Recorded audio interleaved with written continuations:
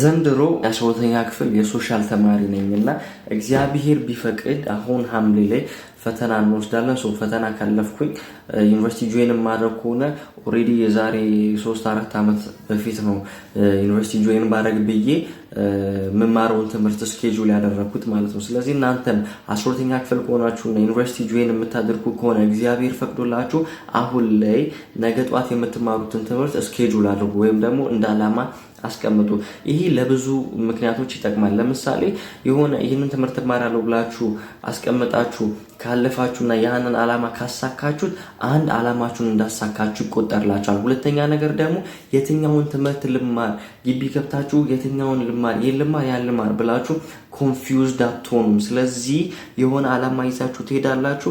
ካለፋችሁ ኦኬ ይሄን ዲፓርትመንት መርጣለሁ ሁለተኛ አላማ አሳካችሁ። ሶስተኛ አላማ ደግሞ አሁን ላይ ዓለምን ካያችሁት በኋላ የምትመርጡት ትምህርት ለእናንተ ብዙ የሚከብዳችሁ አይሆንም።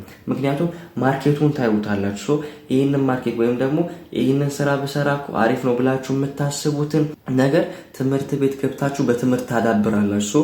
ይሄንን ስራ የምትፈልጉት ከሆነ ሄዳችሁ ዩኒቨርሲቲ የሆነ ትምህርት ትማራላችሁ። ከዛ ቀጥታ ሄደው የምትሄዱት እዛ ስራ ላይ ነው የምትሄዱት ማለት ነው። ስለዚህ አንደኛ ማርኬቱን ዲማንድ ታዩትና ከዛ አንፃር ነገ ጧት ወጣችሁ ስራ ላለማጣት የምትማሩት ትምህርት ማርኬቱ የሚፈልገውን ወይም ደግሞ ዓለም የምትፈልገውን ትምህርት ትማራላችሁ።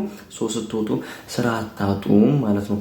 ስለዚህ በእነዚህ 3 ምክንያቶች የምትማሩትን ትምህርት ዛሬውኑ ቀድማችሁ ብትመርጡት ተጠቃሚ ትሆናላችሁ ብዬ አስባለሁ።